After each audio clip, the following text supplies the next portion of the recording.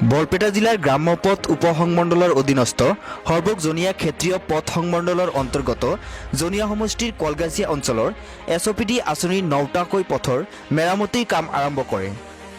তাৰে আজি জনীয়া সমষ্টিৰ বিধায়ক ডক্টৰ হাফিজ ৰফিকুল ইছলামে 4টা কামৰ শুভ উদ্বোধন কৰে।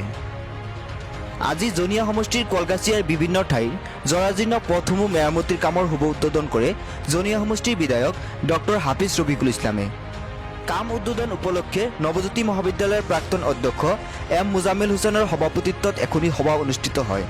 সভাত বিধায়ক ডক্টৰ হাফিজ ৰফিকুল ইছলামৰ লগতে বৰপেটা জিলাৰ পথ উপসংমণ্ডলৰ কাৰ্যবাহী অভিযন্তা প্ৰাণজিৎ দাস, ঠিকাদাৰ খণ্ডকাৰ তাছিনুৰ ৰহমানৰ লগতে কলগাছিয়া অঞ্চলৰ ভালেসংখ্যক গণ্যমান্য ব্যক্তি উপস্থিত থকা পৰিলক্ষিত হয়। জানিব পৰা মতে এছঅপিডি 2019-20 বৰ্ষৰ আঁচনিৰ অধীনত 9টা পথৰ মেৰামতিৰ কামৰ ভিতৰত আজি 4টা কামৰ শুভ উদ্বোধন কৰে আৰু অহাকালি অৰ্থাৎ 9 অক্টোবৰ তাৰিখে আন 5টা কামৰ শুভ উদ্বোধন কৰিব বুলি বিভাগীয়ভাৱে জানিব দিয়ে। স্থানীয় ৰাইজে বিধায়ক ডক্টৰ হাফিজ ৰফিকুল ইছলামৰ জনকল্যাণমূলক কামৰ ওপৰত গুৰুত্ব আৰোপ কৰাৰ বাবে প্ৰশংসা কৰে। আৰু জনীয়া সমষ্টিৰ বিভিন্ন অঞ্চলত আমি খাতাৰতালিৰ পৰা বনগুগিলৈকে একেবাৰে জৰাজীৰ্ণ ৰাস্তা, সেইটো ৰাস্তাও আছে। কালি সেইটো জনগণৰ দাবী আছিল, সেইখিনি মই প্ৰপ'জ কৰিছিলো, চেংচন হৈছে, কালি আছে। বুনিয়ালগুৰিৰ পৰা বালাগাঁৱৰ যিটো ৰাস্তা দুৰৱস্থা, সেইটো আজি আমি ইনগ্ৰেশ্যন কৰিম।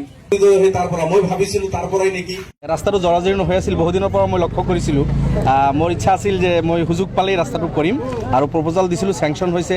এই ৰাস্তাটো এতিয়া ৰিপেয়াৰ হৈ যাব, প্ৰায় 2.5 কিলোমিটাৰমান জেগা ইয়াৰ পৰা গুনিয়ালগুৰিলৈকে। আৰু মাজত গৈ আমাৰ প্ৰাক্তন বিধায়ক এছাক চাবৰ ঘৰৰ ওচৰত এটা আমাৰ ৰাস্তাটো ছিঙি গৈছে, তাতে ব্ৰিজৰ প্ৰপ'জাল আছিল 2.5 কোটি টকা, সেইটো চেংচন হৈছে।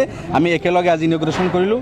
এই 2.5 কোটিৰ ব্ৰিজ প্লাছ এইটো ৰাস্তা যিখিনি আছে, এই কামটো এতিয়া আৰম্ভ হৈ গ'ল, আজিৰ পৰা হ'ব। ইয়াৰ পিছত আৰু বহুকেইটা ৰাস্তা আৰু আছে। কোনটো ৰাস্তা আজি উদ্বোধন কৰিব? আজি আমি এইটো আছে ইয়াৰ পৰা TND চকৰ পৰা গৈ বাংকোবাংগালৈকে, সেইটো বহুত জৰাজীৰ্ণ অৱস্থা, সেইটো ৰাস্তা আমি ইনগ্ৰেশ্যন কৰিম। ইয়াৰ পৰা আপোনাৰ তাপেশ্বৰা ক্ষুদ্ৰকুচি অৰ্থাৎ গুনিয়ালগুৰিৰ পৰা বালাগাঁও যিটো ৰাস্তা বৰ দুৰৱস্থা, সেইটো ৰাস্তাও আমি ইনগ্ৰেশ্যন কৰিম আজি। ইয়াৰ পিছত আমাৰ আৰু এটা ৰাস্তা আছে, বনগুৰি খাজাতাৰী, এইবিলাক আছে আৰু বহুকেইটা ৰাস্তা আছে।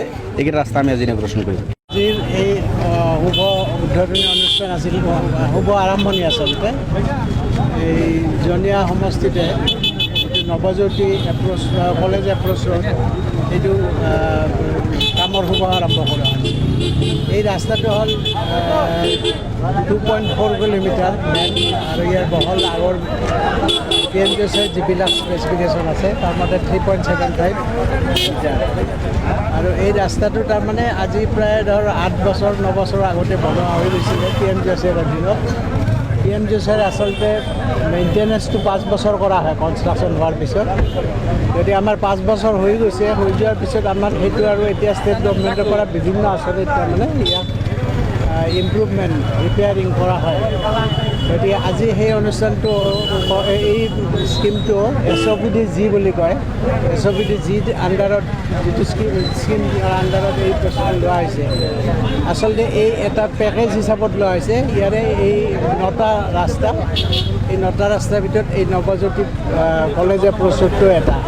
গতিকে এইটো ধৰণৰ শুভাৰম্ভ কৰাৰ কাৰণে আজিৰ এই অনুষ্ঠান।